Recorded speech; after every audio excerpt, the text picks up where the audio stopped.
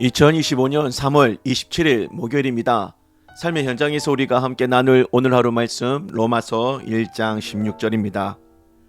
내가 복음을 부끄러워하지 아니하노니 이 복음은 모든 믿는 자에게 구원을 주시는 하나님의 능력이 됨이라. 먼저는 유대인에게요 그리고 헬라인에게로다. 아멘. 오늘은 로마서 9째 시간, 먼저는 유대인 그리고 헬라인입니다. 예수 그리스도의 복음, 이것은 모든 믿는 자에게 구원을 주시는 하나님의 능력이 된다고 말씀하셨습니다. 복음의 혜택을 받을 수 있는 조건이 뭐라고요? 딱 한 가지, 믿는 겁니다.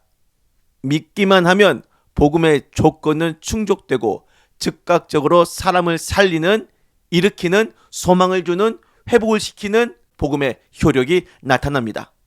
그런데 방금 이 복음을 믿기만 하면 모든 자에게 구원의 능력을 나눠주겠다고 했는데, 먼저는 유대인에게 주고 그 다음 헬라인에게 주겠다고 합니다. 보편적인 발언에서 나눠주는 순서가 있는 차별적인 발언이 되죠. 이것은 역사적으로 그대로 드러나요.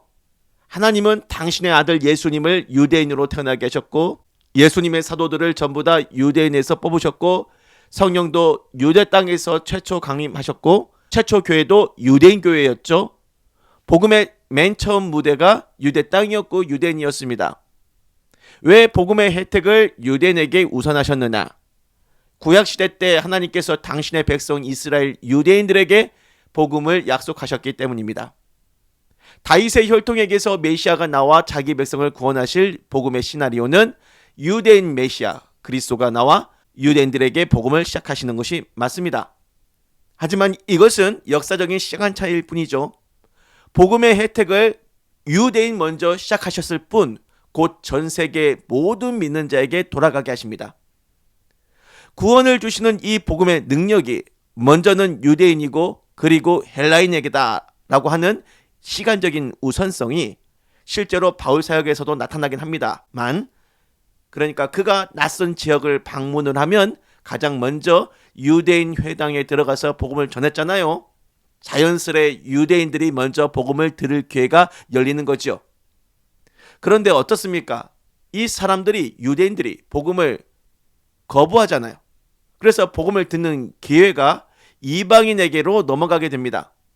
이방인들은 바울이 복음을 전할 때 이 복음을 거부하지 않고 열심히 듣죠. 받아들이죠. 그래서 지금 세대에서는 어떻습니까? 유대인들 중에서 복음을 믿는 자는 소수고 믿는 이방인들 수가 다수가 되었죠. 이방인들은 복음의 기회가 먼저 유대인에게 있었다는 사실이 전혀 아쉽지가 않습니다. 복음의 시작이 유대 땅이었을 뿐, 유대인 형제들이, 유대인 사도들이, 특히 사도 바울이 얼마나 열심히 이방 땅으로 복음을 전했습니까? 자, 1000개의 빵을 준비해 길거리로 나아가 배고픈 아이들에게 나눠줍니다. 빵을 받을 조건 같은 거 없어요. 빵을 받을 수 있다는 믿음만 있으면 1000명에 한해서는 누구나 받을 수 있죠. 다만 물리적으로 동시에 받을 수는 없는 거 아닙니까? 첫 번째 받는 아이가 있고 1000번째 받는 아이가 있는 거예요. 게다가 첫 번째 받은 아이가 자기만 먹고 끝내지 않아요. 같이 빵을 나눠서 금방 1000번째 아이까지 빵을 먹게 하니까 첫 번째, 가장 먼저 받든 1000번째, 나중에 받든 빵을 받은 1000명 모두가 행복해지는 겁니다. 말씀을 정리할게요. 복음의 시작은 유대 땅이지만 금세 복음의 주무되는 전 세계가 되었습니다.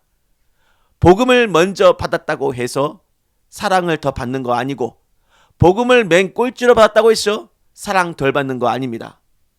복음을 받아들이는 타임이 다를 뿐, 복음은 믿음의 조건만 요구할 뿐, 누구에게나 골고루 나눠주는 풍성한 은혜인 거죠.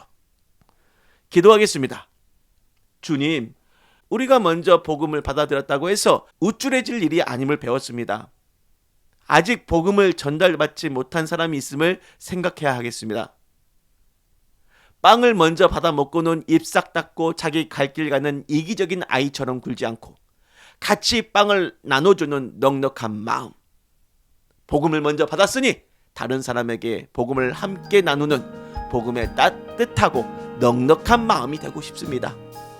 예수 그리스도의 이름으로 기도드립니다. 아멘.